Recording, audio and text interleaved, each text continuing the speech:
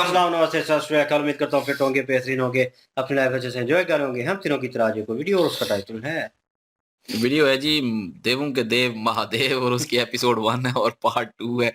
और मेरा नाम है राणा मोहम्मद, जो मेरे साथ हैं मोहम्मद समीर खोखर। अरे सर क्लियरिंग बात सो गाइस, लेट्स स्टार्ट। हे प्रजापति, इस मूर्ति को बनाने का सौभाग्य ही मेरा सबसे बड़ा पुरस्कार है। प्रणाम प्रजापति।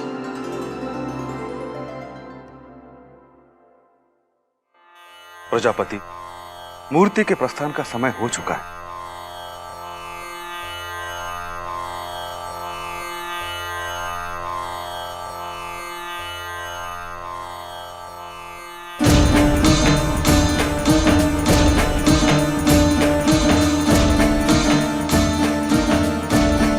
यदि अनुमान होता कि प्रजापति ऐसी दोषपूर्ण मूर्ति की स्थापना करने वाले हैं तो इसके अनावरण में सम्मिलित ही नहीं होते। क्षमा कीजिएगा ऋषि कश्यप, किंतु मैं इस पाप का भागीदार नहीं बन सकता। मुझे आज्ञा दीजिए। ऋषिवर, इस प्रकार प्रजापति दक्ष के इस यज्ञ से आपका चले जाना उचित नहीं है। काल के जिस समय खंड पर हम इस प्रक्रिया के साक्षी हैं, अवश्य ही यह भविष्य की किसी महान घटना का संकेतक है।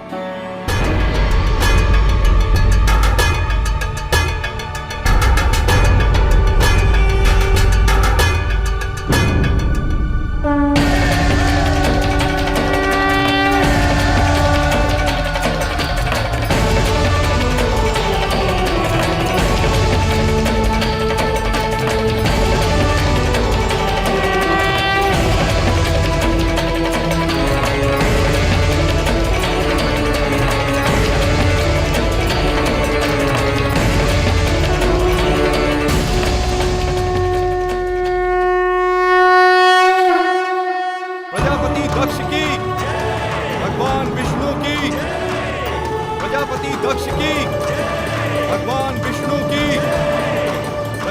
दक्ष की, भगवान विष्णु की, प्रजापति दक्ष की, भगवान विष्णु की, दक्ष की, प्रजापति दक्ष की।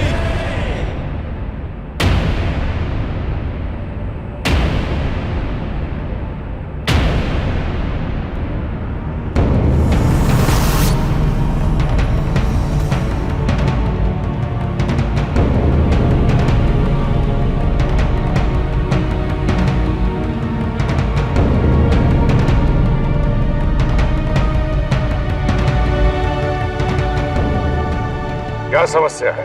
प्रजापति, ये सब कह रहे हैं कि मूर्ति बहुत भारी है। भारी है तो खींचने वालों की संख्या बढ़ा दो। जी प्रजापति।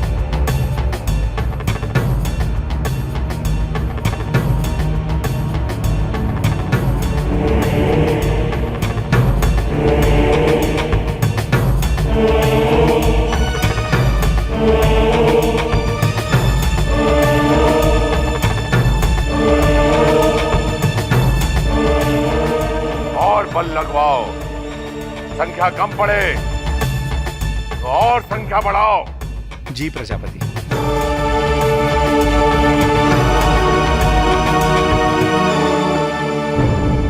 प्रजापति दक्ष, आप कितना भी प्रयास कर लें किंतु ये कार्य संपन्न नहीं हो पाएगा। आप क्यों स्वीकार नहीं कर लेते कि भगवान विष्णु की यह मूर्ति अधूरी है, इसलिए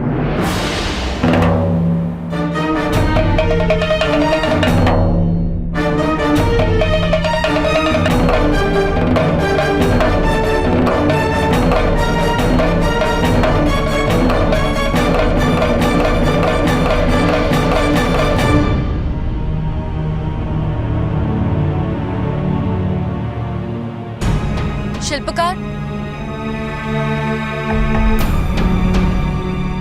ये क्या किया तुमने?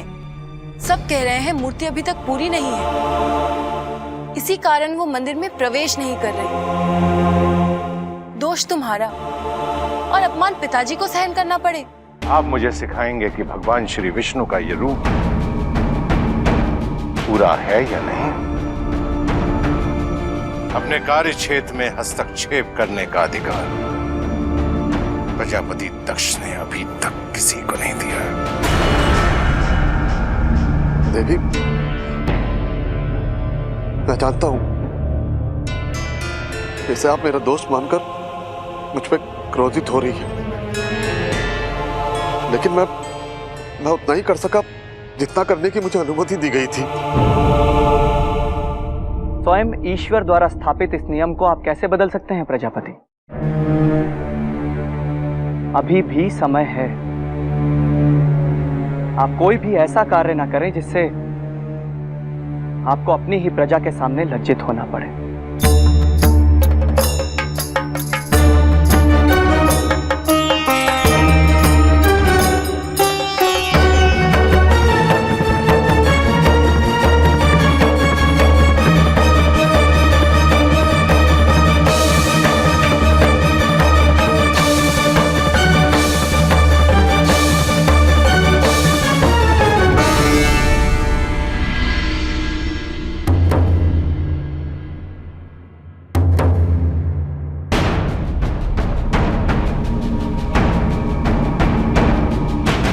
मूर्ति स्थापना में जो भी बाधाएं हैं उन्हें दूर करने के लिए विष्णु जी को और प्रसन्न करना होगा,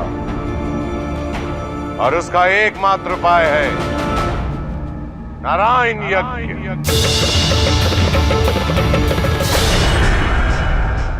प्रजापति जी, नारायण यज्ञ कोई साधारण यज्ञ नहीं है। इसकी सफलता के लिए हमें 108 प्रकार के फूलों की आवश्यकता होगी, विशेषकर पारिजात के फूलों की।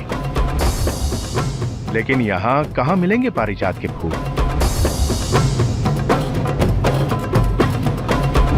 मैं लेकर आऊंगी पारिजात के फूल।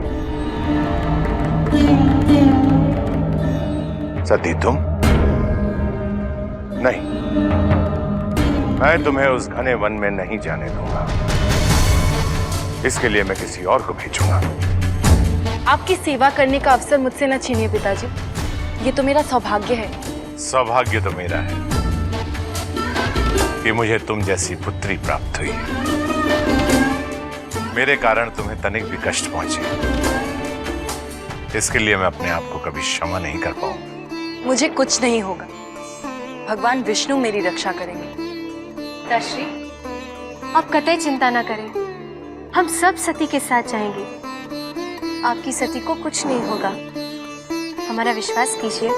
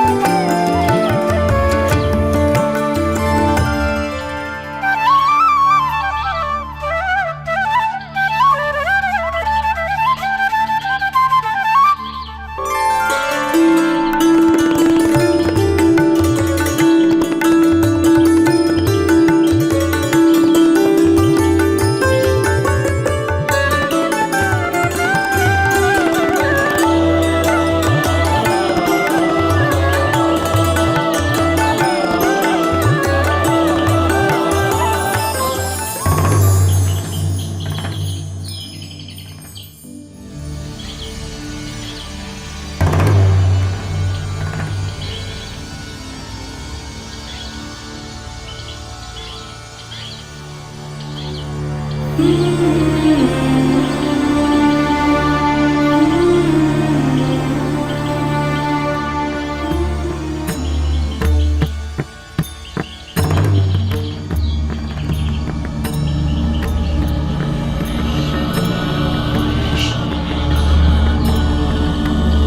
क्या बात है जी, ज़बरदस्त। और जो इनके पिता हैं, वो मूर्ति की स्थापना करना चाहते थे, और वो ऋषि जितने भी खड़े थे उनमें डाउट था इसको लेकर। पहली एपिसोड जो हमने पहला पार्ट देखा था उसमें भी उनको डाउट लग रहा था, और वो पूरी मूर्ति को देख रहे थे और कुछ चीज़ मिसिंग थी वहाँ पे। और हम भी एनालाइज कर रहे थे अपने तौर पे कि यार क्या मिसिंग हो सकता है। तो बाकी लोग तो अप्रिशिएट कर रही थी, उनकी प्रजा और जो उनके लोग थे और उनकी फैमिलीज जो थी वो अप्रिशिएट कर रही थी उसके ऊपर। और लेकिन यह है कि ऋषि जो थे वो परेशान थे इस चीज़ को लेकर के, शिल्पकार भी परेशान था। जिसने क्रिएट किया बिल्कुल। लेकिन उस वक्त तो वो जब प्रजापति जो है उन्हें दक्षिणा देनी उन्होंने चाहिए ना, उन्होंने तो उसने उसने नहीं ली थी। तो उसके बाद वो मतलब वो करैक्टर जो है वो साइड पे हो गया, क्यों उसे लगा कि ये नामुकम्मल है। और नामुकम्मल इनके पिता की वजह से ही उन्होंने मेरे ख्याल में रखी है, क्योंकि वो कोई अ, उस चीज़ को लेकर आ रहा है उनके बीच में। तो वो उन्होंने कहा जी मुकम्मल नहीं हुई। और इनकी बेटी जो है उनसे बातचीत हुई उनकी, और वो बातचीत जो थी वो मुझे लगा थोड़ी डीप डाउन जाएगी कि रियलिटी निकलेगी कि वो क्या मिसिंग है और क्या चीज़ होनी चाहिए। लेकिन प्रजापति जो है उन्होंने अपने तौर पे कह दिया कि वो फूलों की ज़रूरत है या किस चीज़ की। और जिस वाहन का वो ज़िक्र कर रहे थे वहाँ पे उनको अपनी बेटी को भेजा। और स्टोरी जो है बड़ी ज़बरदस्त तरीके से चल रही है। और ये देखने लायक होगा कि वो अब फूल लेके आती हैं, वो कमल के फूल हैं, और उसके साथ रुद्राक्ष जो है अगेन उन्हें मिला है। तो वो तितली वाला सीन बहुत अच्छा था, क्योंकि मुझे छोटी-छोटी चीज़ें जो है वो बहुत अच्छी लगती हैं। इस तरह के अगर डायरेक्टर जो है डायरेक्शन इस तरीके से करता है कि सीन में जान आ जाती है। सब सखियाँ और सहेलियाँ उनकी और वो फैमिली मेंबर जो हैं वो ढूँढ रहे थे फूल को, और वो एक तितली आई है उनके पास और एक चक्कर लगाकर अपनी तरफ खींचा है, और उसके बाद उन्हें रास्ता दिखाया है, गाइड किया है, पीछे लेके आई हैं और बिल्कुल एग्ज़ैक्ट लोकेशन पे आके वो तितली जो है वो मंडलाना शुरू कर दी, और ऊपर से वो बैठी भी वहीं पे उस पत्ते पे बैठी हुई है कमल के फूल के, जहाँ पे रुद्राक्ष जो है वो पड़ा हुआ था। तो मतलब कमल के फूल के ऊपर नहीं बैठी जहाँ पे वो जो उन्होंने ठाना था, असल मकसद वो कमल का फूल था, लेकिन रुद्राक्ष अगेन सामने आया। तो लेकिन अभी जो है सती माता जो है वो ढूँढ रही हैं, क्योंकि वो होती है ना छठी जो है। नहीं, आवाज़ें मेरे को पीछे से आ रही थी, वो गैबी आवाज़ें आ रही तो हैं। फ़ील हुआ है उनको, तो हमें भी कुछ दिन पहले कुछ फ़ील हुआ था। बहरहाल वो फ़ीलिंग होती है, वो एक अच्छी चीज़ जो है डायरेक्शन के थ्रू मुझे नज़र आ रही है, और मुझे लगता है कि मुझे बहुत मज़ा आने वाला है, मैं एन्जॉय करने वाला हूँ इस चीज़ को। जी। जी बिल्कुल जी, मूर्ति जो है वो तो अधूरी है, लेकिन ऋषि जो हैं वो वहाँ से जाना चाहते थे, तो दूसरे जो ऋषि हैं उन्होंने मना किया। उन्होंने कहा कि अभी ये कंडीशन नहीं है जाने की, ये इस पोज़ीशन में अगर गए तो जो दक्षक हैं वो गुस्सा कर जाएँगे, तो इसलिए या दक्ष जो हैं वो गुस्सा कर जाएँगे, प्रजापति दक्ष गुस्सा हो जाएँगे, तो उससे बेहतर है कि अभी ना जाएँ। इस कार्य को पूरा करने की कोशिश उनको कर लेने दीजिए, और हम इस कार्य में शरीक तो नहीं हो सकते लेकिन जा भी नहीं सकते। वो ज़ोर लगा रहे हैं लोग, लेकिन मूर्ति जो है वो खींच नहीं पा रहे। तो फिर जो वहाँ पे ब्राह्मण लोग खड़े थे उन्होंने बताया कि मूर्ति जो है वो लोग कह रहे हैं भारी है। तो फिर उन्होंने कहा कि अगर भारी है तो लोगों की तादाद बढ़ा दो। लोगों की तादाद बढ़ाते चले जा रहे हैं, लेकिन फिर भी उसको ज़रा-सा भी नहीं खींच पा रहे मूर्ति को। और फिर जो ऋषि मुनि जो हैं वहाँ पे उन्होंने ये आइडिया दिया है, उन्होंने कहा कि आप ये ज़ोर जो लगा रहे हैं, ये आप किस्म का एक फालतू ज़ोर लगा रहे हैं। आप भी जानते हैं कि हकीकत क्या है। आपको भी पता है कि आपने ये जो मूर्ति की स्थापना करना चाहते हैं ये अधूरी है। इसको पूरा कीजिए, उसके बाद ही जाके ये आप इसको मंदिर में लेके जा सकेंगे, अदरवाइज़ नहीं। लेकिन वो कहते हैं कि आप मुझे बताएँगे कि ये विष्णु जी का रूप अधूरा है या पूरा है? तो वो कहते हैं कि मैंने अपने काम में दखल अंदाज़ी करने को आज दिन तक किसी को इजाज़त नहीं दी, इसलिए आप मेरे काम में दखल अंदाज़ी ना करें। यज्ञ करने का सोचें, और फूल जो हैं वो बहुत भारी संख्या में चाहिए, और फूल जो चाहिए वो भी बड़े कोई कीमती और अनमोल से हैं, जो कि ख़ास किस्म का एक जंगल है, वहाँ से मिलेंगे। तो इनकी बेटी जो है उन्होंने कहा है कि मैं उस जंगल में जाने के लिए तैयार हूँ, लेकिन ये कह रहे थे कि मैं आपको वहाँ पे नहीं भेजना चाहता, क्योंकि वो डेंजरस जगह होगी। तो उन्होंने कहा नहीं, आप मुझे इजाज़त दीजिए कि मुझे मौका मिले आपकी खिदमत करने के लिए, तो मैं जाना चाहती हूँ। उन्होंने कहा कि मेरी वजह से आपको बड़ी तकलीफ़ का सामना है और मैं इसके लिए माफ़ी चाहता हूँ। उनकी जो बेटी सती जी जो हैं, उन्होंने कहा कि नहीं ऐसी कोई बात नहीं, बल्कि ये तो मेरी खुशकिस्मती है कि मुझे इस चीज़ का मौका मिल रहा है। तो फिर जो है उन्होंने कहा कि खुशकिस्मती मेरी है कि मुझे आप जैसी बेटी मिली। बिल्कुल जी, यहाँ पे एक चीज़ मैंने नोट की है कि सती जी जो हैं वो अपने पिताजी से बहुत प्रेम करती हैं और उनकी बहुत इज़्ज़त भी करती हैं। जैसे कि रुद्राक्ष जो है जब उनको पहले मिला था तो सब ने कहा था, उनकी दीदी ने भी कहा था कि रहने दो, पिताजी को अच्छा नहीं लगेगा। तो उन्होंने जो है वो वापस कर दिया, रख दिया और पानी में वापस जो है वो फेंक दिया कि मेरे पिताजी को कोई जो है वो दुःख ना पहुँचे। तो उससे साबित होता है कि वो अपने पिताजी से जो है वो बहुत प्रेम करती हैं, उनको दुःख नहीं पहुँचाना चाहती। लेकिन पिताजी जो हैं वो सख्त हैं, बहुत ज़्यादा सख्त हैं, लेकिन जब उनकी जो है वो बेटी जो है वो सती जी, वो सामने आई, उन्होंने कहा तो वो बहुत ऐसे लग रहा था जैसे वो खिले हुए थे, नरम लहज़ा, तो वो सारा हो गया। मतलब पिताजी भी अपनी जो है वो बेटी से बहुत प्रेम करते हैं और इज़्ज़त भी करते हैं, तो वो कहते हैं कि मैंने नहीं जाने देना अपनी बेटी को उधर और उस वन में, तो अकेले कभी भी नहीं जाने दूँगा। तो लेकिन उन्होंने जो है फ़ोर्स करके मना लिया और ये चीज़ एक बीच में जो है वो मैंने नोट की है, पिताजी का अपनी बेटी के साथ और बेटी का जो है अपनी पिताजी के साथ जो है वो प्रेम-मोहब्बत काफ़ी है और और एक-दूसरे की इज़्ज़त बर्ताव करते हैं बिल्कुल, और यकदम से ही वो चेंज हो गया ना, जैसे वो सख्त उनका लहजे में और बोल रहा था, बर्ताव है जैसे कि दूसरे वो लोगों के घमंड था साथ। कि यहाँ पे जो है वो प्रजापति जो है वो दक्ष के अलावा कौन जो है वो फैसला कर सकता है। तो वो इतने गुस्से में घमंड में बोल रहा था, तो बाद में जो है सती जी के साथ जो है वो उसी तरह नरम हो गया था। हुँ। तो लेकिन ये है कि मूर्ति जो है वो हिल भी नहीं रही अभी और अधूरी है, नामुकम्मल है और वो शिल्पकार को भी पता है और ऋषियों को भी पता है। तो लेकिन जो है वो प्रजापति जो दक्ष है वो अपनी मनमर्ज़ी कर रहा है। तो अपनी मनमर्ज़ी करके जो है वो अब जो है वो मूर्ति भी हिल नहीं रही। मंदिर में जो है वो स्थापित करनी है उन्होंने, तो वो मंदिर में प्रवेश नहीं कर रही अब। तो उसने कहा कि अब जो है वो कौन-सा यज्ञ उन्होंने कहा था करना है, नारायणी यज्ञ। नारायण तो उसके लिए फूल दरकार थे, तो फूल जो हैं वो लाने उस जंगल में से लाने हैं, तो अभी वो जो है सती जी वो इकट्ठे कर रही हैं, अभी उनको रुद्राक्ष दोबारा मिल चुका है। अब क्या करती हैं और अभी उनको आवाज़ें भी आ रही हैं पीछे बैक से, तो वो अभी अगले पार्ट में हम देखते हैं कि क्या है। बिल्कुल तो जी। और लाइक, शेयर, सब्सक्राइब कर दें प्लीज़। इंशाल्लाह मिलते हैं नेक्स्ट वीडियो में। अपना ख्याल रखिएगा, दुआ में याद रखिएगा। तब तक के लिए अल्लाह अल्लाह हाफ़िज़, हाफ़िज़, पीस। पीस।